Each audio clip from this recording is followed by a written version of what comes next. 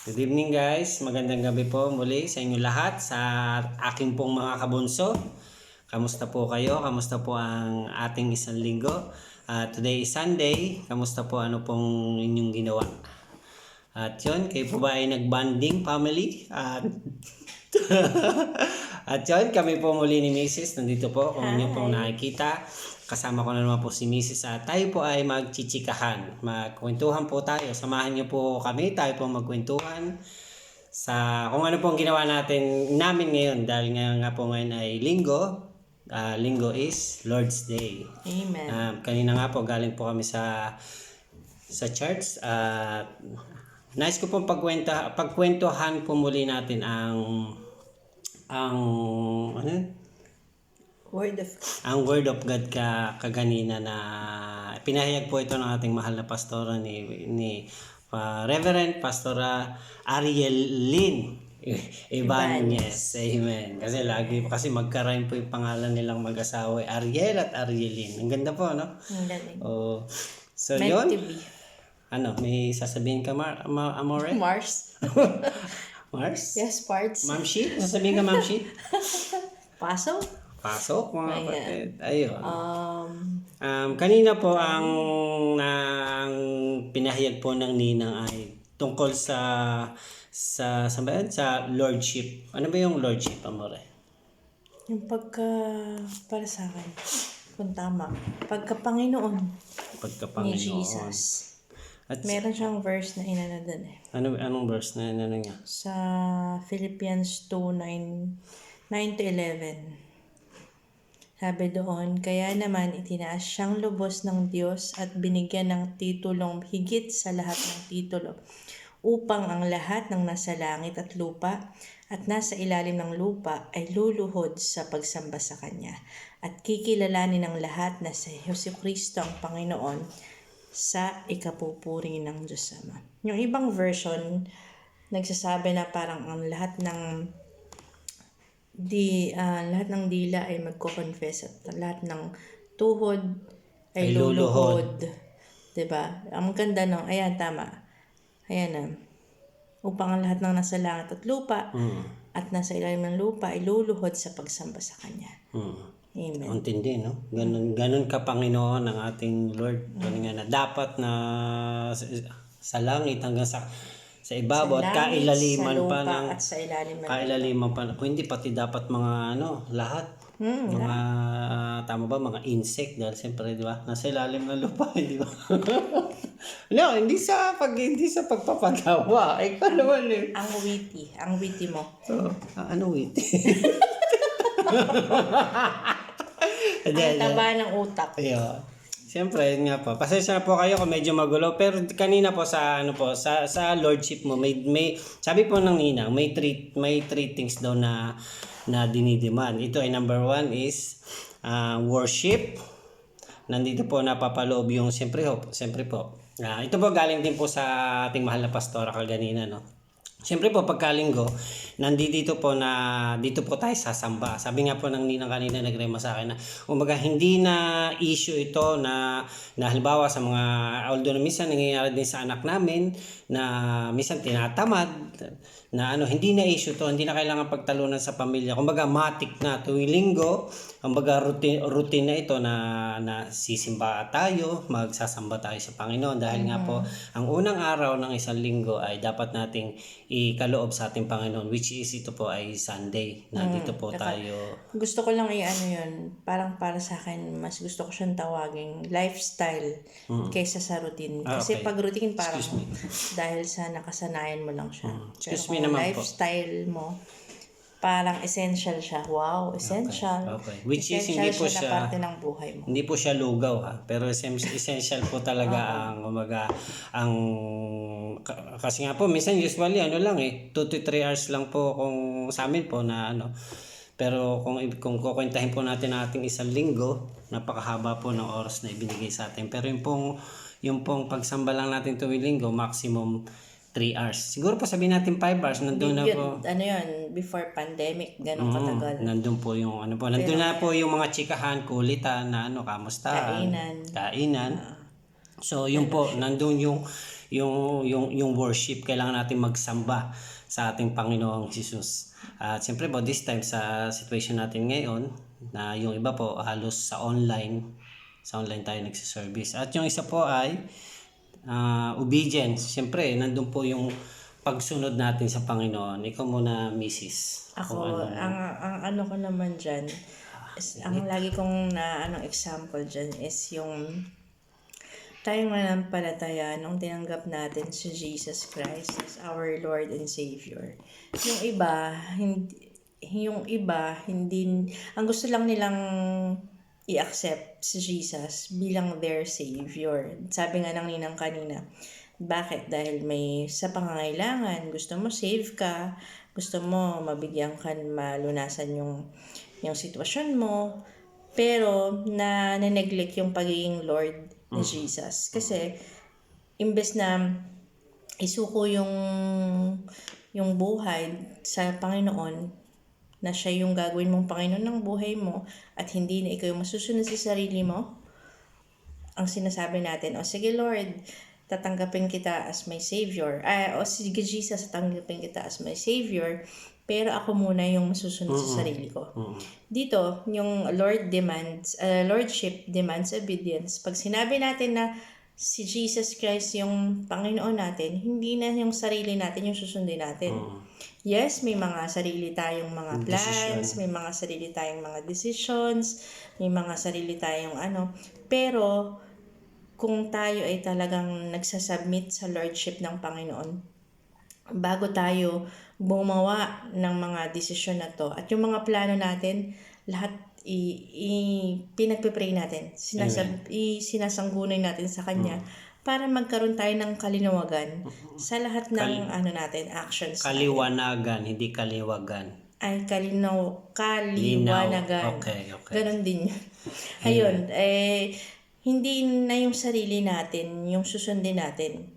Yung kalooban na ng Diyos. Yung awit na si Jesus ang super ng buhay. Totoo yun eh. Kasi once na tinanggap mo si Jesus as your Lord and Savior, siya na yung nasa driver's seat. Ikaw nakaupo ka na lang, passenger ka na lang. At susunod ka na lang kung saan ka dadalhin ng driver. At yung driver na to, which is si Jesus Christ. Hindi yung Lord, bigyan mo ko ng gabayan mo ako. Pero nauuna ka pa sa Panginoon. Diba? Pinangungunahan mo siya sa plano niya sa buhay mo. Nandun yung sa obedience, nandun yung papasok din yung trust, yung pagtitiwala natin sa Panginoon no matter what yung ating mga pinagdaraanan. Nagtitiwala tayo na sa dulo ng lahat ng ating pinagdadaanan, dahil sa pangako ng Panginoon, nagtitiwala na tayo sa dulo nun, meron tayong reward at meron magandang mangyayari. Magandang result. Oo. Magandang panghihinatnan. Yung lahat ng pinagdaanan. Hindi mo minsan mabibigla ka na lang sa result na ganito pala. Which is minsan kung isipin mo, dahil yung isipan natin may limitation eh. Magugulat ka na lang sa trabaho ni Lord kung tayo susunod sa Kanya. At saka yung sa Isaiah, di ba? For my thoughts are higher than your thoughts, and my ways higher than your ways. Yes. Yung kaisipan ng Panginoon, yung kaparaanan niya, iba sa kaparaanan natin. Amen. Hindi natin pwedeng, sa Tagalog na Tagalog, maarok. Tama ba? Maarok. Oo, maabot. Hindi natin maabot. Yung kaisipan niya. Kahit na anong gawin natin para lang completely ma-understand si Lord. Lord siya eh. God siya eh. Hindi natin siya talaga fully ma-understand. Kahit yata siguro i-google o i-dictionary natin, hindi walang meaning. Ang part natin and yung ating comfort na lang is nasa Word of God. Dahil ito yung nakasulat sa Word of God, at itong Biblia ay salita ng Diyos, ito ay galing sa Kanya, nagtitiwala tayo dito na ito ay totoo. Amen. Amen. At ang number 3 ay? Lordship demands service. Yan. Siyempre, kung tayo ay nag-worship, nag-obedience, nandito din siyempre yung paglilingkod natin sa Panginoon. Amen. Hindi naman yung sasabihin mo lang, Lord, pinagkakatiwala ko na sa iyo lahat, pero hindi ka naman gumagalaw. Pero dapat nandun din nga yung pagsunod mo at paglingkuran mo siya. Yun nga, nasabi nga ni Mrs. kanina na pag siya ang inaya mo maging driver ng sasakyan mo, susunod ka na lang sa kanya. Hindi yung mag-aalinlangan ka pa na Tsaka hindi ka ililigaw dahil although na ang pagsunod natin sa Panginoon ay hindi isang tik, kumbaga yung black magiging white agad. Kumbaga nasa process yan, di ba? Nasa process, kumbaga. Tsaka hindi bigla, kumbaga piano. Dahil nandito pa nga tayo sa mundo, pero patuloy lang tayo magpahubog at magpabago sa ating Panginoon. Dahil yun nga, walang perpekto. Diyos lang natin ang perpekto. At siya lang ang kayang magbago sa atin. Dahil kung tayo mananangan, kung tayo hahawak sa sarili nating kakayanan, walang mangyayari. Yun yung pananaw ko ha. Dahil wala talagang mangyayari. Ikaw, Miss May, Ako yung naalala ko rin nung sa sa devotion ng Bible School, sabi ng ninang, yung pagsisilbi natin sa Panginoon para sa Kanya. Bilang encouragement sa atin, lalo na tayo mga Bible School students. Kung medyo parang ganon-ganon pa yung pagsisilbi natin, this is the right time para itodo na natin talaga. I-accelerate na natin. Kumbaga, kung naman ni Glenn nun, yung kung habang nagda-drive ka, i-accelerate mo yung gas. Itodo mo na yung pindot sa silinyador, accelerate, para todo na, para bumilis. Para mas kung ang apoy mo ay nag-aandap-andap na, papaypayan mo sa Panginoon para manatili itong nagbabaga para sa Kanya. Kasi marami talagang mga ways ang kaaway si Satan. Para gusto niyang manghina tayo, maagaw tayo niya sa Panginoon. Pero kung if we allow God na unang-una na i-transform tayo ang ating buhay by renewing our mind, yan, allow natin na magamit din tayo ng Panginoon. Kasi ang plano ng Diyos, hindi lang naman yung maligtas tayo, basta. Amen. Kaya wala siyang inihanda na hindi niya gagamitin. So kung inihanda tayo ng Panginoon, idinadaan tayo sa mga pagsubok, gamitin natin yung pagsubok na yun para ma-testify ang kabutihan ng Panginoon, maitaas ang pangalan niya. And habang dumadaan tayo ng pagsubok, ito super gustong-gusto ko yung sa Deuteronomy 8:2, na kaya tayo dinadaan ng Panginoon sa ilang. Ito'y dahil para gusto niya tayong masubok at makita kung anong tunay na laman ng ating puso. Amen. Habang inihintay natin ang kasagutan sa ating mga panalangin, parang siguro inisip ng Lord, ibibigay ko to sa'yo, o naglilingkod ka ba sa akin, o mahal mo lang ba ako? Dahil may kailangan ka. Oo, dahil may kailangan ka, dahil sinasagot ko yung ka. panalangin mo, o mahal mo talaga ako. Na kahit na hindi ko maibigay ito, kahit na no yung sagot ko sa'yo, mananatili ka ba sa akin? Parang relate much mo rin yung pero may pinaguhugutan ka dyan yung ating Hindi ba parang mo na sa kanya? Parang mo na rin tayo sa practice ng bahay. Di ba? Yun. So, yun guys, may dadagdag ka pa? Wala na madadagdag. Sinabi mo na lahat eh. Naman to. Hindi, so yun nga guys, yun nga yung tatlo. Ulitin ko lang po na sa Lordship demands, nandun yung worship, obedience, saka service. Although yun nga, hindi po madali ang pagsunod sa Panginoon. Nandiyan yung mga pagsubok, nandiyan yung mga, kahit sarili mo ng kapatid o kumag-anak, nandiyan yung, tama ba yung tutuyain o yung hindi ko alam yung tutuyain. Hindi, yung hahamakin ka na ano pa naman yan, hallelujah kayo, amen, di ba? Nangyayari yan. Hindi kumbaga excuse me sa word, pero nangyayari po kasi minsan yung kamag-anak mo pa ano ba naman yung mo o sa barkada nandiyan generally speaking, wow. Generally speaking, yan na hindi naman ikaw talaga ngayon. Nandiyan na si Mr. Hallelujah, nandiyan na mga amen, kasi minsan nadidinig ko rin yan ang tropang amen. So So yun nga, hindi po madali, pero kung ipagkakalob lahat natin sa Panginoon, napakasarap ng pakiramdam. At yun nga,